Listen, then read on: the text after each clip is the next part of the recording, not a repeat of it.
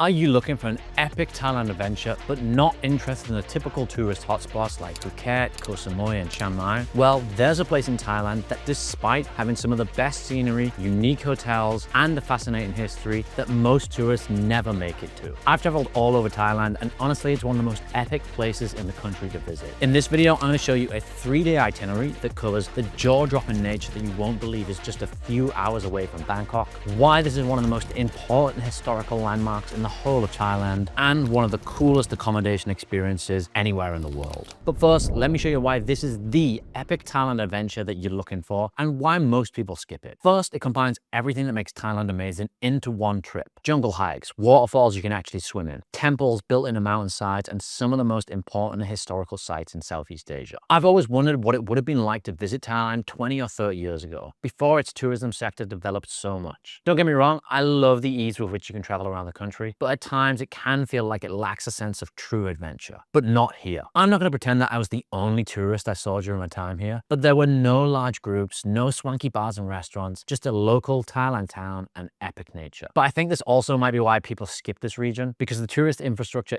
isn't as developed. It makes it a little harder to get to and from. The town lies about a 3-hour drive away from Bangkok, meaning for most trips you either have to make the 3-hour drive both ways, unless you keep going on a road trip to the north, which for some is not a great use of their short time in Thailand. And it's not as simple to travel around as other places in Thailand. It's not like there's a tuk-tuk driver on every corner, and getting around can be a bit of a mission, so it takes a little bit of forward planning. In fact, in many ways, it's what I imagine Chiang Mai would have been like 30 years ago. It has the same level of natural beauty with stunning mountains and rivers, as well as unique temples. It does lack the ancient history of the northern Thai kingdoms and the ruins of their ancient structures, but it has a much more fascinating and tragic recent history for World War II nerds. This is the town of Kanchanaburi, and during World War II, it was the site of one of the biggest war atrocities in Southeast Asia. Thousands of Allied prisoners of war and Asian laborers were forced by the Japanese army to build the infamous Death Railway under brutal conditions. They were forced to work day and night to build the Thai-Burma Railway, and tens of thousands died from starvation, disease, and exhaustion, all to complete a train line through the impossible jungle and mountain terrain. Today, you can come here to pay your respects and learn about the fates of the prisoners, as well as enjoy the beautiful surroundings. And in the rest of the video, I'll show you a combination of the most stunning, epic, and historically important spots that you can cover in a 3-day trip. Kanchanaburi is home to one of the most beautiful waterfalls in all of Thailand, and that's where we're starting our adventure. This is a real national park experience. It's made up of not just one waterfall, not 2 waterfalls, but 7 different tiers of waterfalls, each one more beautiful than the last. The thing that really makes these falls stand out, though, is the emerald colored waters around its pools. It gets this color from the high mineral content in the limestone rocks, which creates this almost glowing blue-green effect. Some of them have natural pools you can swim in. Others have little rock slides you can slide down in the water from. You're not the only ones in the water, though. The pools of these falls are filled with little garurufa fish, also known as the doctor fish. They're famous for nibbling on dead skin, giving you a natural foot spa while you swim. If you really want the place to yourself, my advice is to get there early, complete the hike to the top tiers of the waterfall first,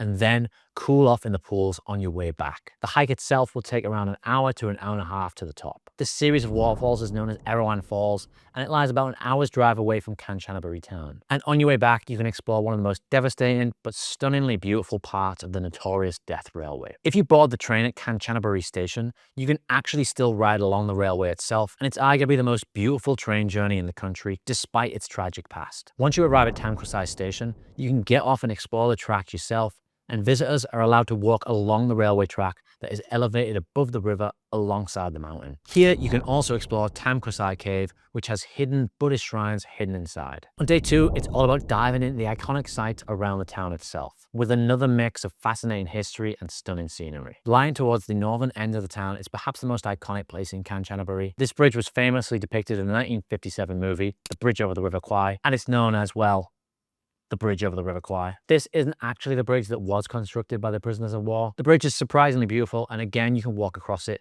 but just make sure to clear it by the time the train comes around. The area surrounding it has a lot of cool coffee shops and local restaurants, and you can even paddleboard nearby. And next door is the Jeth War Museum, a small but emotional museum detailing the experience of the prisoners of war who built the Death Railway. And if you want to pay your respects to the dead, you could also visit the nearby Kanchanaburi War Cemetery, where a lot of the dead are buried. But to really understand the horrors of the war, you need to head towards Sayok and visit Hellfire Pass. This is a memorial and museum built by the Australian government, since many of the prisoners of the war who suffered here were Australian soldiers. Inside, you'll learn about the brutal conditions these men endured, the malnutrition, disease, and back-breaking labor, but the most powerful part is walking the original trail itself. Hellfire Pass was one of the most grueling sections of the death railway. Prisoners were forced to carve through solid rock, working day and night with barely any tools under constant abuse. And here you can see how they actually had to build the path through the mountain, and I can't even begin to imagine what this must have been like. But for the next 2 stops, it's time to explore something a little less depressing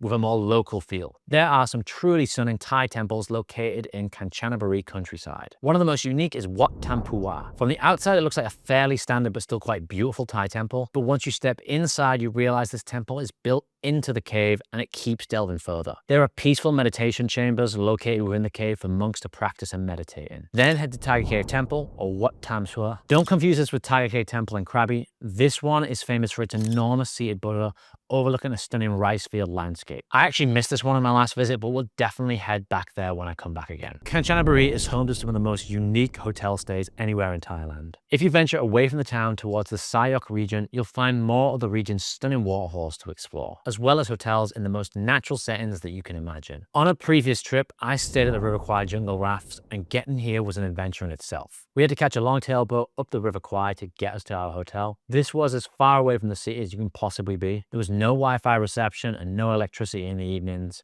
These hotel rooms sit directly on the river, and you could literally jump out of your hotel room into the river. It was definitely a lot of fun jumping in at one end and floating all the way down to the other. Although the river did move quickly here, so make sure you don't miss your stop. My wife Jordan actually had to jump in after a kid almost missed the stop to rescue them. This isn't the only hotel in the area with a kind of adventure theme to it though. Next time I'll probably stay at Camp Hintok, which isn't on the river but just nearby. This is more of a glamping experience with huge tents to stay in, barbecues in the evening, and bikes to rent to explore the Kanchanaburi hillside. There are other places that have natural hot springs and mountain views to choose from, but part of the fun here is just taking time to unwind and relax in the beautiful nature of the region. If you're looking for more ideas for how to make your Thailand adventure truly epic, check out this video here for a 2-week itinerary with a day-by-day breakdown for a Thailand trip that doesn't completely suck.